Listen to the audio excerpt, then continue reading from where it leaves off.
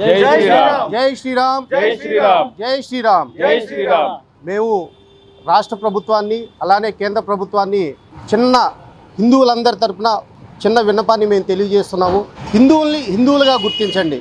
మమ్మల్ని ఓసీలు, బీసీలు, ఎస్టీలు, ఎస్సీలుగా కాకుండా మమ్మల్ని అందరినీ కలిపి హిందువులుగా మీ ఓట్ల లబ్ధి కోసం మమ్మల్ని విడదీసి హిందువులందరినీ మీ ఇష్టానికి మాట్లాడుతున్నారు. అలానే మా దేవాలయాలన్నింటినీ కూడా మీరు డబ్బు సంపాదన కేంద్రాలుగా చూస్తున్నారు. దానికి ఉదాహరణగా నేను పుట్టింది పెరిగింది అంతా తెనాలిలోనే. మొన్న తెనాలి వైకుంఠపురంలో ఆక్షన్ జరిగింది.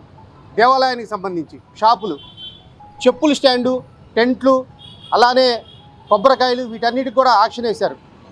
ఆ ఆక్షన్ డబ్బులతో స్వామివారికి కైంకర్యం చేయాల్సినటువంటి పరిస్థితి లేదు. మన రాష్ట్ర ప్రభుత్వం దగ్గర వేల కోట్ల రూపాయల డబ్బు ఉంది.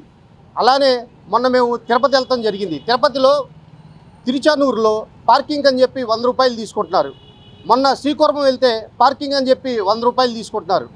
ఆ యొక్క పంచాయతీలకి ఈ దేవాలయాల వల్ల ఎంత ఫండ్ వస్తుంది? ఇది ఇతర మతస్థులది ఏదైనా దేవాలయాలు ఉంటే ఇలా పార్కింగ్లు ఇవన్నీ వసూలు చేస్తున్నారా మీరు? మా మీద హిందువుల మీద ఎందుకు ఇంత విపక్షత చూపిస్తున్నారు? కాబట్టి మిత్రులారా, మనందరం ఒకే తాటి మీదకి వచ్చి నేను కాపు, కమ్మ, రెడ్డి అని చెప్పి కాకుండా మనందరం హిందువులం. గడప లోపల ఏదైనా ఉండండి, గడప బయటకు వచ్చిన తర్వాత మనందరం హిందువులం అని గుర్తుపెట్టుకొని, అలానే మన దేవాలయాల్లో ఎక్కడా కూడా ఆక్షన్స్ జరగకుండా స్వచ్ఛందంగా ఒక పేద కుటుంబాన్ని చూసి ఈ కొబ్బరికాయలు అమ్మాలి, ఒక పేద కుటుంబానికి పిలిచి ఇవ్వండి.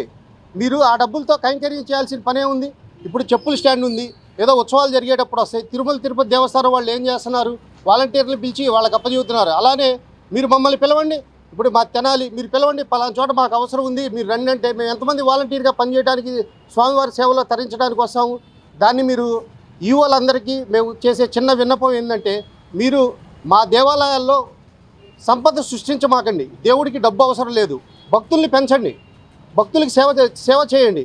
అప్పుడే మనందరికి కూడా హిందూ ధర్మం యొక్క గొప్పతనం తెలుస్తుంది. జై శ్రీరామ్.